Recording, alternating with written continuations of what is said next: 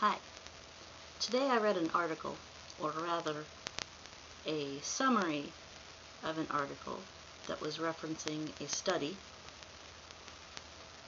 that concluded that patients can recover from fibromyalgia. Not only is this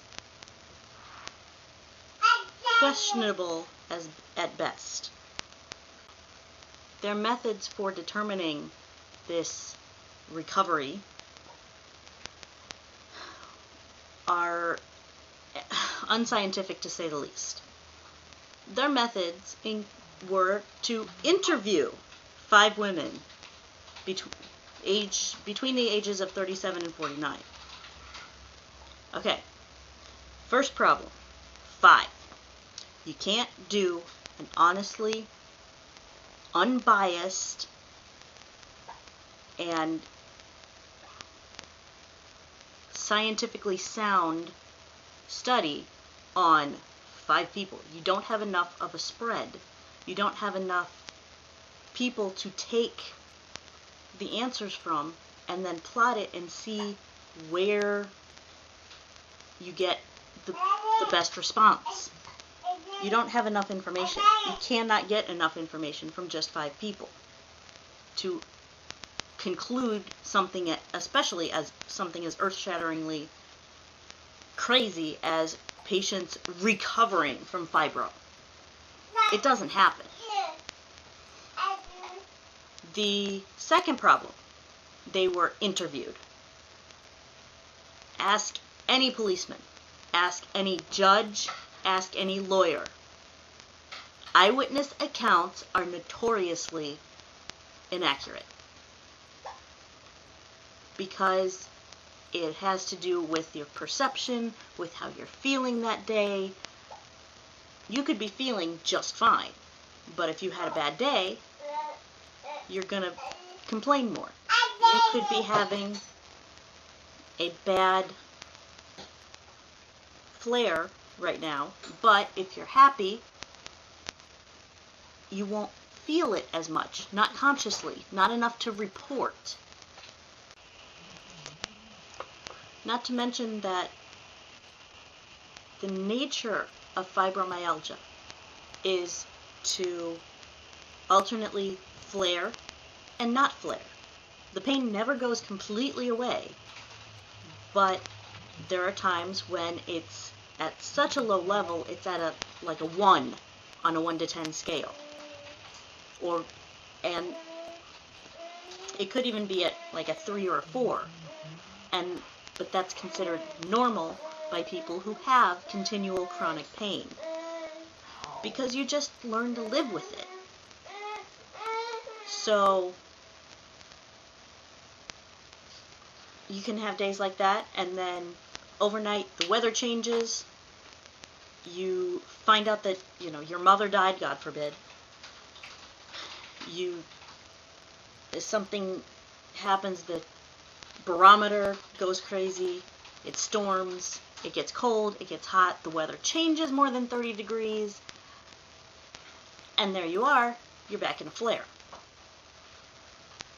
That can take a week or 2 to get over, depending on how well you take care of yourself. It could go on longer if you keep having to do things. Nate, what do you think of this? It can go on longer if you keep having to do things like a lot of physical work, or dealing with stress, or whatever other things you may have to do. But it will go away. And then you'll be like, it's so much better. I can't believe it's so much better.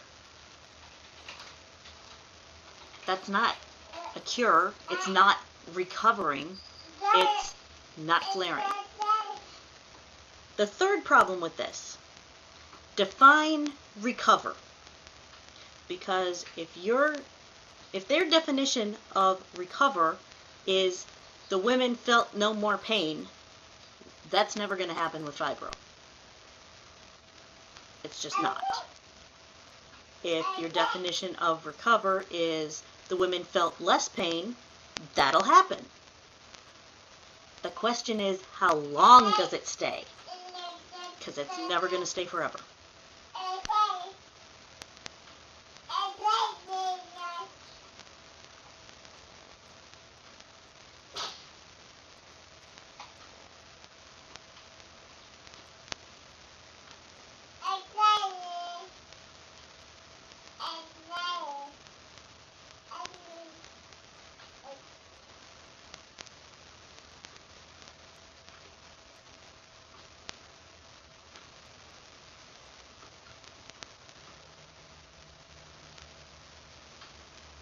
And they don't mention exactly how long this study was conducted for.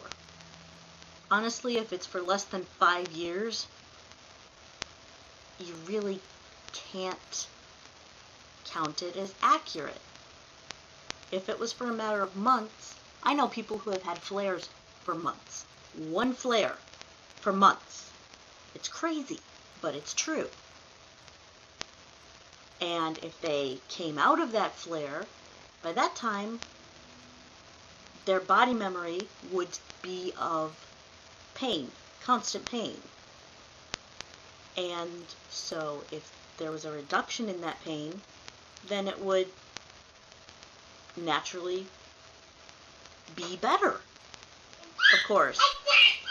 But if they're considering that to be recovery, that's ridiculous. What they need to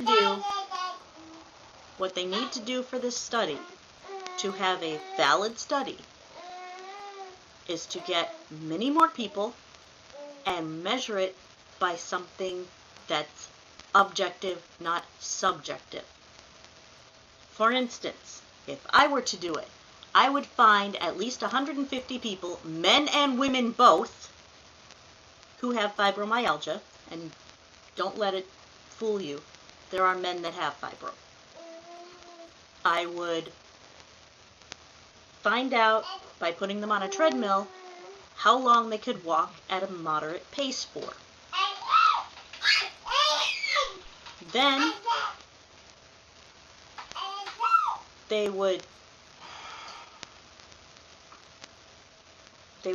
go about their business, test something, and either a new drug, a lifestyle change, whatever. And over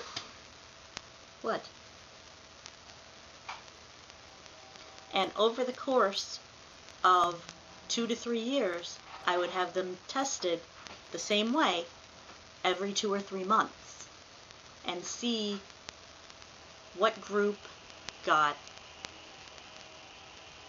had a longer time that they could walk, what did they do that was different, why did it work, why did they think it worked, because finding out why they think it worked isn't going to hurt anything, and you might get some sort of insight. But this is ridiculous. You cannot have a scientific study with 5 women that are self-reporting, because it's entirely biased. And it irritates me that somebody would honestly publish this in a journal. And somebody's going to come up to somebody with fibro and say, "Hey, look at this paper. It says you can be cured."